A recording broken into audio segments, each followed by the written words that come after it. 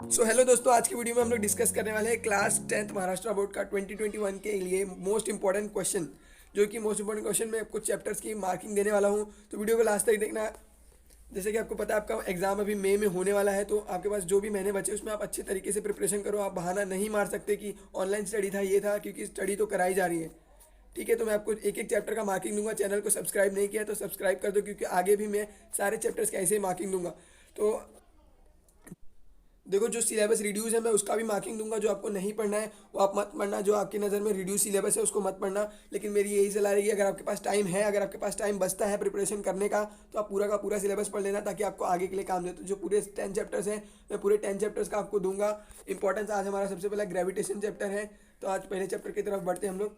ठीक है, सबसे पहला पेज, ये जो पूरा पेज है इसमें से आपको कुछ भी नहीं करना है। कभी कोई भी क्वेश्चन नहीं आता है, ये पूरे पेज में से कुछ भी क्वेश्चन नहीं आता है, अभी तक तो नहीं आया है और आगे भी नहीं आएगा। ये पूरा पेज आपको, ये जो पूरा पेज है आपको बिल्कुल भी नहीं करना है, कुछ भी इसमें से क्वेश्चन नहीं आता है। ठीक है, चलते हैं हम लोग अपने नेक्स्ट पेज पे। तो नेक्स्ट पेज में भी, इसमें भी कुछ नहीं है। देखो, बस एक सेंट्रीपिटल फोर्स का डेफिनेशन है जो इधर पे, ये बस आपको ये कर लेना है। इस और बाकी इसमें से कोई भी क्वेश्चन नहीं बनते, और अगर एक आध क्वेश्चन बन भी गए तो इसमें से एक ये रिफ्रैक्टिंग टेलीस्कोप वाला है। देखो मैं आपको दिखा देता हूँ, इधर लिखा है ना रिफ्रैक्टिंग टेलीस्कोप। इसके अंदर से कभी कभी फिल इन द ब्लैंक्स आ जाता है, लेकिन अभी तक ज़्यादातर आता नहीं है। उसके बाद देखते हैं इधर पे, तो इसमें से आपको कुछ भी नहीं करना है, बस सेंट्रीपिटल फोर्स का डेफिनेशन कर लेना है। उसके बाद सेकंड पेज पे आ जाओ, तो इसमें देखो ये कैपलर लॉ है। ये हर साल पेपर में आता है, 17 में भी आया था, 18 में भी आया और 19 में भी आया था, कैपलर्स के तीनों लॉ। तो ये है कैपलर्स के first law, second law, third law. तो अगर डिटेल में आ गया कि कैपलर्स के 3 लॉ लिखिए, तो आप पहला लॉ लिखेंगे, फिर आप डायग्राम बनाएंगे, फिर आप सेकंड लॉ, थर्ड लॉ लिखेंगे। इस तरीके से लिखोगे तो आपका एक भी मार्क्स नहीं कटेगा, इसको ज़रूर ध्यान रखना। अब आगे बढ़ते हैं हम लोग, और बाकी इसमें आपको कुछ भी नहीं करना है। अब आते हैं इसमें, तो हम लोग को ये देखो न्यूटन यूनिवर्सल लॉ, इसको आप लर्न कर लेना। जो डेफिनेशन है ज़्यादातर आता नहीं है, लेकिन कभी कभार आ सकता है। और इसके बाद देखो ये जो है, ये इक्वेशन जो दी है आपको, ये फॉर्मूला बहुत ज़्यादा इंपॉर्टेंट है, बहुत बार आ भी चुका है, फिल इन द ब्लैंक्स के फॉर्म में आता है और भी। और ये जो नीचे वाला लाइन है फर्स्ट, और ये इस लाइन में बेसिकली क्या बताया है कि अगर अगर डिस्टेंस डबल होगा तो फोर्स डिक्रीज हो जाता है, फैक्टर ऑफ फोर्स है। लेकिन अगर मास डबल हो जाता है तो फोर्स भी डबल हो जाता है। ठीक है, तो उसका बहुत अच्छे से याद कर लेना, क्योंकि एग्जाम में बहुत बार आता है और आ भी सकता है अभी भी। और बेसिकली देखो इस बॉक्स में जो दिख रहा है ना, ये न्यूटन मीटर स्क्वायर पर केजी स्क्वायर, ये जो केजी स्क्वायर लिखा है, इसको मैं आपको एक और चीज़ बता देता हूँ। ये जो केजी स्क्वायर लिखा है, आप इसको ऐसे भी लिख सकते हो, न्यूटन मीटर स्क्वायर पर केजी स्क्वायर। तो आप दोनों तरीके से लिख सकते हो। तो बेसिकली आपको कोई भी नहीं बताता, एक -2 और केजी स्क्वायर दोनों बराबर ही होता है पर केजी स्क्वायर। चाहे आप ऐसे लिख दो, चाहे आप जैसे नीचे लिखा है वैसे लिख दो, दोनों बराबर ही होता है। तो इसका ध्यान रखना। कभी कभी घुमा फिरा के भी न्यूमेरिकल में नहीं आता है, बेसिकली आपको फिल इन द ब्लैंक्स में आ सकता है। उसके बाद आगे देखते हैं, तो इसमें से आपको ज़्यादा कुछ नहीं करना है। इसमें से देखो, आप बहुत सारे बच्चे लोग ध्यान नहीं देते, यहाँ पे ये जो फॉर्मूला है ये सेंट्रीपिटल फोर्स का फॉर्मूला है। थोड़ा सा कभी आ गया तो आप इसको डिफाइन कर देना। और इसमें यूनिफॉर्म सर्कुलर मोशन का थोड़ा सा जो डेफिनेशन कभी कभार पूछ लिया तो पूछ लिया, नहीं तो नहीं पूछता है। तो इसमें से आता है इन्वर्स लॉ ऑफ ग्रेविटेशन के ऊपर क्वेश्चन आता है। तो इन्वर्स लॉ क्या है, ये देखो इन्वर्स लॉ ये है, that is force is inversely proportional to distance. Force is inversely proportional to distance, यही न्यूटन ने लॉ दिया था, जो कि इन्वर्स लॉ ऑफ ग्रेविटेशन है। इसके ऊपर क्वेश्चन आते हैं, तो आप इसको ध्यान रखना।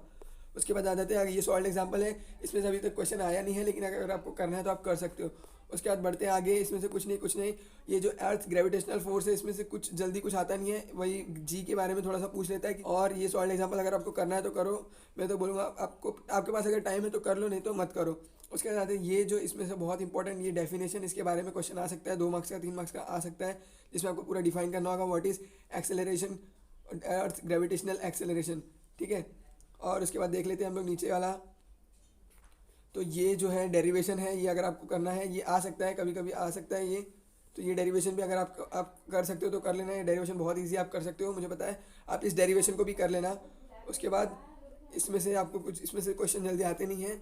और इधर से देखो, इसमें से ये जो चेंज विथ डेप्थ है ये बहुत ज़्यादा इंपॉर्टेंट है। इसके अंदर से the value of G, why the value of G is 0 at the centre of the earth. इसको, ये क्वेश्चन बहुत बार आ सकता है और ये बहुत इंपॉर्टेंट क्वेश्चन है। ये आ भी सकता है, इस बार के बोर्ड एग्जाम में भी आ सकता है, तो आप इसको बहुत अच्छे से कर लेना। उसके बाद इसमें से कुछ ज़रूरत नहीं है, और क्योंकि आपका पेपर बहुत इजी होने वाला है तो बेसिकली आपसे ये भी पूछ सकता है मास का डेफिनेशन, वेट का definition, difference between mass and weight, और ये फॉर्मूला तो आपको याद ही करना है। ठीक है, और उसके बाद और कुछ नहीं करना है आपको, ये एग्जाम्पल करो या मत करो, और फिर इसके बाद आता है फ्री फॉल, जिसमें बहुत छोटा सा डेफिनेशन है फ्री फॉल का। इसके अंदर छोटा सा डेफिनेशन है, 2 लाइन का डेफिनेशन है, उसको आपको कर लेना है। और उसकी कंडीशन याद रखना, यू इक्वल टू 0 होना चाहिए और ए जी के बराबर होना चाहिए फ्री फॉल के लिए। और ये इक्वेशन जो है उनको लर्न कर लेना, और कुछ भी करने की ज़रूरत नहीं है। उसके बाद आते हैं सीधा हम लोग अपने नेक्स्ट पेज पे। तो ये जो ग्रेविटेशनल पोटेंशियल एनर्जी, इसमें से ज़्यादा क्वेश्चन आते नहीं हैं, ये फॉर्मूला आपको ध्यान रखना है। और बेसिकली जो आता है क्वेश्चन इस पेज से, वो आता है एस्केप वेलोसिटी से। एस्केप वेलोसिटी की डेफिनेशन पूछ लेगी, तो आप यहाँ से लिख सकते हो इफ़ से, इसको आप इफ़ से कर सकते हो। इफ़ से लेके अब जहाँ तक इसको बोलते हैं एस्केप वेलोसिटी, तो यहाँ तक आप इसको आंसर कर सकते हो। ये बहुत ज़्यादा इंपॉर्टेंट है, आप इसको ज़रूर करके जाना। उसके बाद आते हैं ये जो देखो, ये जो पूरा बॉक्स है, इसके अंदर से फिल इन द ब्लैंक्स आते हैं। इसको अच्छे से समझ लेना आप, ठीक है। उसके बाद हम लोग चलते हैं अपने आगे पेज पे। ये बेसिकली आता तो नहीं है, लेकिन इधर पे जो ये 11.2 किलोमीटर पर सेकेंड दिया है, ये एस्केप वेलोसिटी की वैल्यू है, इसको आपको याद करना है, ठीक है। उसके बाद अगर हम बात करें एक्सरसाइज की, तो एक्सरसाइज आप पूरा कर लो, ये कर लो और ये भी पूरा कर लो आप। उसके बाद चलते हैं आगे। तो इसमें से देखो, जैसे मैंने बोला था, ये क्वेश्चन बहुत ज़्यादा इंपॉर्टेंट है, value of G 0 at the centre of the earth. उसके बाद अगर आप ये मत करो, आप ये कर लो, if the value g suddenly becomes twice. ये क्वेश्चन बहुत इंपॉर्टेंट है, आता है। उसके बाद देखते हैं हम लोग न्यूमेरिकल की बात करते हैं। तो न्यूमेरिकल अभी तक जब से पेपर पैटर्न चेंज हुआ है 2017 से, तब से एक बार भी इस चैप्टर से न्यूमेरिकल नहीं आया। लेकिन अगर आएगा तो कौन सा आ सकता है, वो है फर्स्ट सेकेंड न्यूमेरिकल आ सकता है, नहीं तो डी वाला आ सकता है। डी वाला जो न्यूमेरिकल है वो, बाकी कुछ न्यूमेरिकल इसमें से अभी तक आया नहीं है, शायद इस बार आ जाए। तो आप फर्स्ट सेकंड कर लेना, और अगर आप अच्छे से प्रिपरेशन करना चाहते हो, अगर आपको 95% लाना है तो आप पूरा भी कर सकते हो। लेकिन मेरा रिकमेंडेशन ये रहेगा, पूरा मत करो, 2 ये कर लो और ये डी वाला कर लो। सेकंड चैप्टर का अगर आपको चाहिए तो कमेंट कर देना नीचे, मैं आपको सेकंड चैप्टर के लिए भी बना दूंगा वीडियो।